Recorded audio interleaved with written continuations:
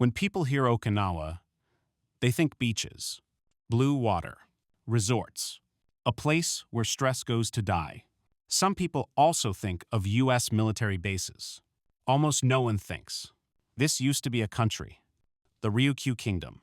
A kingdom with its own language, its own kings, its own diplomacy, and for centuries, it survived by being useful, quiet, and very careful.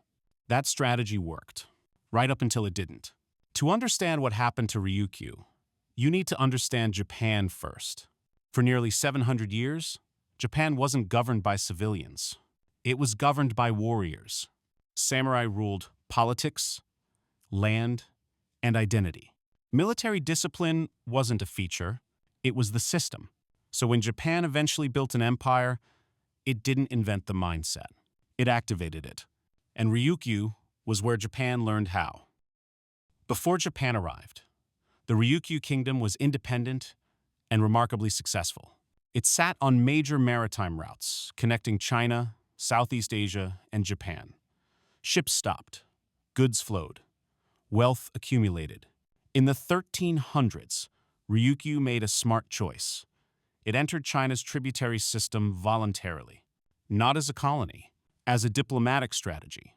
China didn't station troops and didn't govern. What Ryukyu got in return was protection, legitimacy, and access to the world's largest economy. For a small island kingdom, this was how you survive. Then came 1609. A Japanese samurai domain, Satsuma, invaded Ryukyu. They captured the king, imposed crushing taxes, and took real control. And then came the strange part. Japan didn't announce the conquest. It hid it. Why? Because China refused to trade with Japan, which it viewed as violent and unstable, but China was willing to trade with the peaceful Ryukyu Kingdom.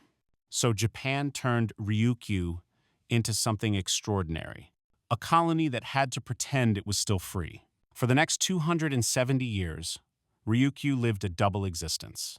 To China, it appeared as an independent kingdom, a loyal tributary, and a peaceful neighbor.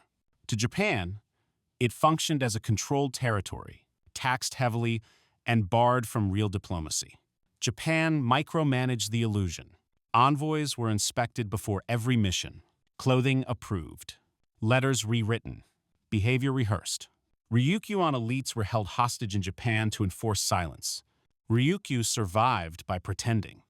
After the Meiji Restoration, Japan modernized fast. New army, new navy, new nationalism. Once Japan felt strong enough, the disguise was no longer useful. In 1879, Japanese officials marched into Shuri Castle. The king was forced to abdicate. The kingdom was abolished. Ryukyu became Okinawa Prefecture. A country didn't change its name. It disappeared. What happened in Ryukyu wasn't unique. It was a rehearsal. Influence first. Control foreign policy. Create dependency. Divide local elites. Annex when ready. The same pattern later appeared in Taiwan, Korea, Manchuria. Ryukyu was Japan's training ground. After annexation, Japan moved to erase difference. Language suppressed. Culture punished. Children disciplined for speaking their mother tongue. Okinawans were told they were Japanese, but treated as lesser. Then came the Battle of Okinawa, one of the bloodiest battles of World War II. Around 200,000 Okinawans died. And in one of the darkest chapters, Japanese soldiers forced civilians into mass suicide. Families were handed grenades. Others were driven off cliffs. It was the destruction of a society by the state that claimed it as its own. After Japan's defeat in World War II, Okinawa wasn't restored. It was occupied by the United States, turned into a military platform, then returned to Japan in 1972, with the bases still there.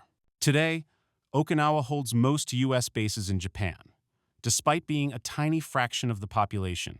Once again, useful, strategic, burdened. Today, Okinawans remain culturally distinct, politically marginalized, militarily overexposed, and their history is rarely taught. Ryukyu wasn't just a lost kingdom. It was a warning. about how empires grow, about how small nations survive, and about what happens when survival finally runs out. This isn't ancient history. It's unfinished. Thank you for tuning in to Global Storm Room. History doesn't end. It accumulates. We'll see you next time.